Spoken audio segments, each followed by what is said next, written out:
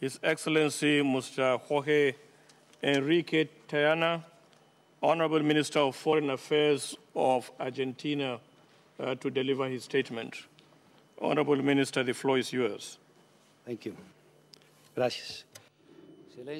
Thank you very much, Mr. President. Excellencies, honorable ministers, heads of delegation, heads of state, government, it's a privilege to present the vision of my government on this immense challenge that we must overcome, all of us pooling our efforts, namely the current world environmental crisis. Argentina believes that the objective, which is to move towards a society with a low carbon level, will only be achievable on the basis of a global commitment based on equity and the agreement of, and in accordance with the principle of common but differentiated responsibility. It is for this reason that we would make a plea for a proactive approach that will lead to the full, effective, and sustained implementation of the Convention on Climate Change and to the continuation of the Kyoto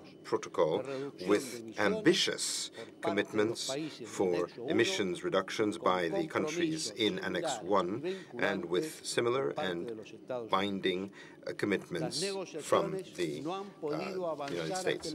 The negotiations have not made progress up until now because the developed countries have made announcements of emissions reductions which are insufficient to achieve the objective which was agreed in the Bali Plan of Action. At the same time, they're attempting to transfer their immense environmental debt and the obligations that these carry with it to the developing countries. This is the main reason which has stood in the way of the achievement of a consensus. The Convention itself says in Article 3, when it states that the climate system must be protected on an equitable basis and in accordance with the principle of common but differentiated responsibilities, respective capacities, and the special vulnerabilities of developing countries. Changing the parameters would be wrong. The Convention and the Protocol must, on the contrary, be strengthened. Any attempt to weaken them will be vigorously rejected by Argentina. The developed countries have committed themselves through the Convention and the Bali Plan of Action to transfer technology to the developing countries and assist them in building endogenous capacities. Developing countries require that our adaptation to cleaner technology should be achieved not through the acquisition of patents or ready-made technological products, but rather participating from the very beginning in new technological development, as is established in the commitments which have already been taken on by the developed countries. In addition, there has to be a guarantee for developing countries of financing through public funds, the purpose of which is to ensure access to new technologies, which in turn will promote the implementation of adaptation and mitigation actions. The developing countries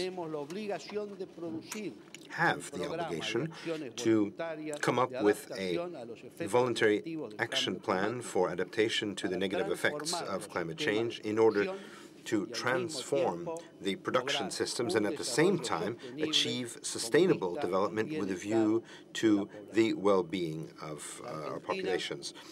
Argentina has fulfilled its obligations within the framework of the Convention. It has produced its first two national communications, where there is a national stock-taking and diagnosis of the greenhouse gases in terms of percentage and sector. In addition, it has designed projects and has carried out studies for the modification of those productive processes that constitute in Argentina the cause of greenhouse gases, and it has done this mainly with its own funds, supplemented by funds from aid for development. We have adopted legislation for the protection of the native forests, protected areas, and national parks as well. We've also carried out research in order to increase the efficiency of agricultural and livestock production, and we are currently making very significant investments in renewable energy sources and clean energy sources, the purpose being to modify our energy mix.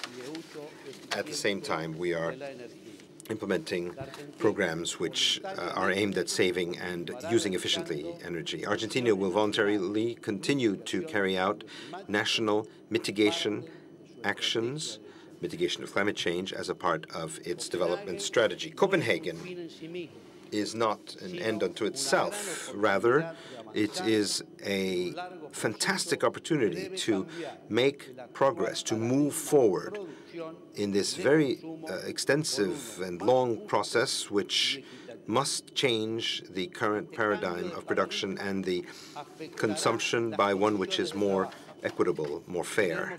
This paradigm shift will affect working conditions, without a doubt. We must stress the importance of having a transition which is fair on the labor front and which safeguards current jobs throughout the process of transformation, and which leads to the development of an economic system which will generate new, decent jobs.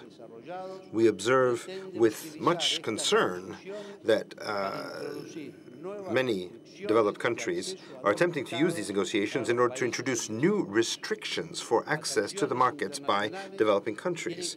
International action must have as its purpose and target a structural transformation of the economies in order to ensure sustainable development with low greenhouse gas emissions for present and future generations. Scientific studies are pointing to how essential it is to achieve or effect changes in production and consumption models so that the global emissions will drop over the medium and long term.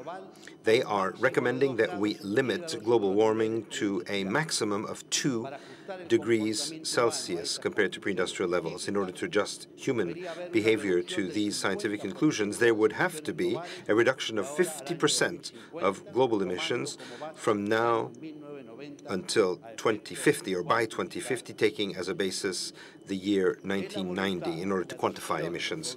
It is the will and it is the decision of my government to continue to legislate and to design policies and national policies and projects that will contribute to the global objective, which is to achieve a greater climate stability. Finally, we would like to express our firm, unswerving will to achieve an agreement in this conference, and we would ask everyone, and especially those who have the greater responsibilities, that they should not dash the hopes of millions of people who hope for a better future. Thank you.